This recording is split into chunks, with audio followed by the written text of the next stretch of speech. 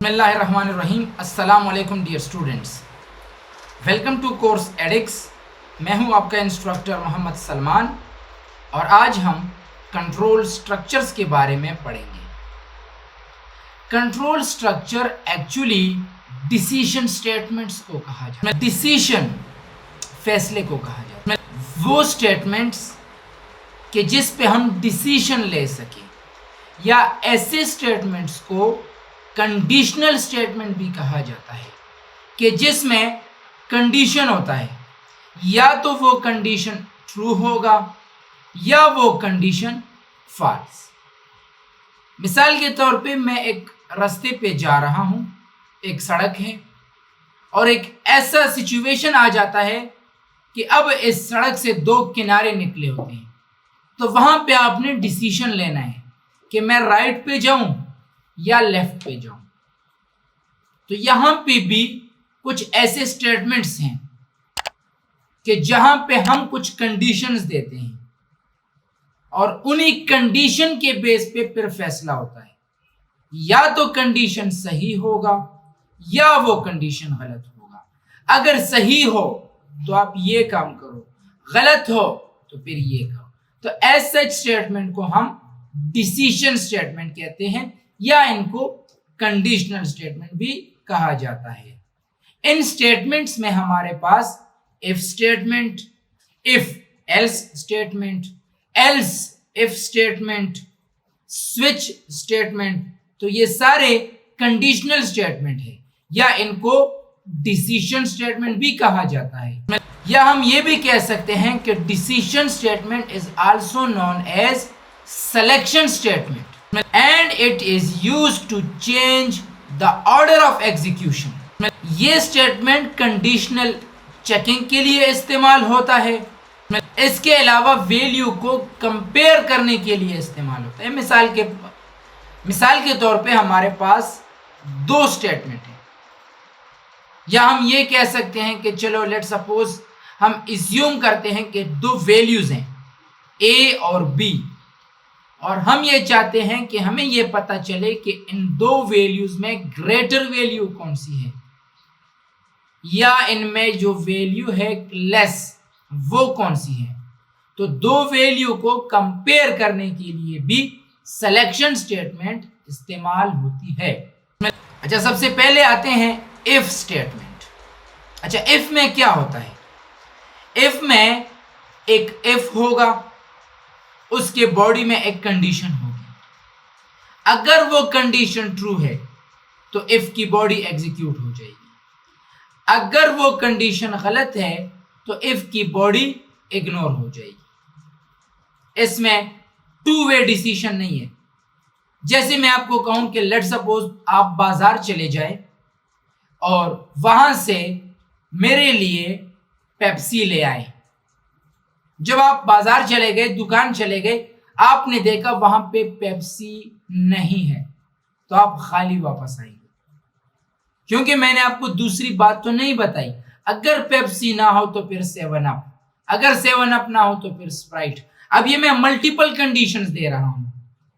If में सिर्फ एक कंडीशन होगा और उसी कंडीशन पे फैसला होगा, या तो वो कंडीशन ट्रू होगा या वो कंडीशन फॉल्स होगा।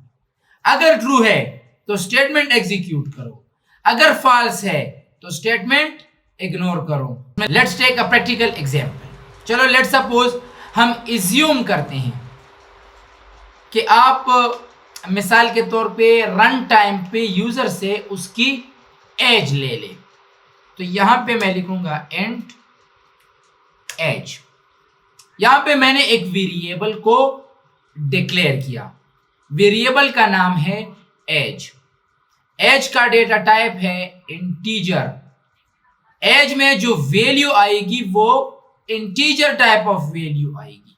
अब यहां पे मैं एक मैसेज देता हूं, cout enter your age. CN यहां पे एज ले लें। अब देखें कंडीशन को, इसका जर्नल सिंटैक्स भी देख लें। इफ, अगर, कंडीशन लगाओ, अगर एज ग्रेटर देन 18 है, अगर एज 18 से ज्यादा है तो आप मुझे मैसेज प्रिंट कर दो। चलो मैं एक जनरल मैसेज सलमान प्रिंट, बस। अब यहां पे मैं इसको दूसरी बात नहीं बता रहा। अगर एज 18 से ज्यादा है तो सलमान सी आउट डिस्प्ले हो जाएगा। अगर 18 से कम है तो आपको कुछ भी रिटर्न नहीं होगा। Let's run. मुझे कहते हैं सेव करो, मैं यहां पे इफ इसको दे देता हूं। अब देखिए यहां पे एंटर यूर एज, मैंने लिखा 45। अब ये कंडीशन ट्रू है, जैसे मैंने एंटर किया देखो सलमान आ गया। लेकिन अगर एज मैं 18 से कम देता हूं तो कंडीशन गलत। सो इफ की जो बॉडी है वो इग्नोर हो जाएगी। देखो कुछ भी नहीं हुआ, प्रोग्राम टर्मिनेट। तो यहां पे एक्चुअली हम there is a condition. If the condition is true so the body of if statement will be executed. If the given condition is wrong so the body of if statement will be ignore। बस ये simple if है। चलो इसके अलावा मैं आपको इसका एक दूसरा एग्जांपल भी दे देता हूं। मैं रन टाइम पे यूजर से दो वैल्यूज लेता हूं। Enter value for a cn a, enter value for b cn b। मैं लिखता हूं अगर a b से बड़ा है, if a is greater than b, तो मुझे यहां पे मैसेज आए a इज मैक्सिमम। अगर a b से बड़ा नहीं है तो बस दूसरा कुछ भी मत करो। मैं प्रोग्राम रन करता हूं, a की वैल्यू देता हूं, b की वैल्यू देता हूं, कंडीशन गलत है, a b से बड़ा नहीं है तो क्या करेगा? कुछ नहीं करेगा। लेकिन अगर मैं a की वैल्यू b से बड़ा देता हूं तो कंडीशन ट्रू है, तो वो आपके लिए करेगा a is greater than b, या आपने जो मैसेज दिया है आपको वो डिस्प्ले होगा। मैंने कौन सा मैसेज लिखा है? a is maximum. तो देखिए a इज मैक्सिमम आ गया। तो ये इफ स्टेटमेंट था। अब यहां पे इफ स्टेटमेंट का जर्नल सिंटैक्स भी आप देख सकते हैं। यहां पे क्या है? इफ एक कंडीशन होगा, अगर वो कंडीशन ट्रू है तो ये स्टेटमेंट एग्जीक्यूट करो। अगर ये कंडीशन गलत है तो आप इन स्टेटमेंट को इग्नोर करो। प्रैक्टिकली भी हम देख चुके हैं। अच्छा, next one is if else statement. वो इफ था, ये इफ एल्स है। इसमें दो बातें हैं। It is used for making two way decisions. जैसे मैंने आपको एग्जांपल दिया, आप बाजार चले जाए, वहां से मेरे लिए पेप्सी लाएं। अगर पेप्सी ना हो फिर 7 अप लाएं। दो बातें कर ली। अगर ए बी से बड़ा है तो ये काम करो, अगर छोटा है तो फिर ये करो। दो बातें हैं। The statement can be execute once either for true और फॉल्स। स्टेटमेंट एग्जीक्यूट होगा, इफ में जरूरी नहीं।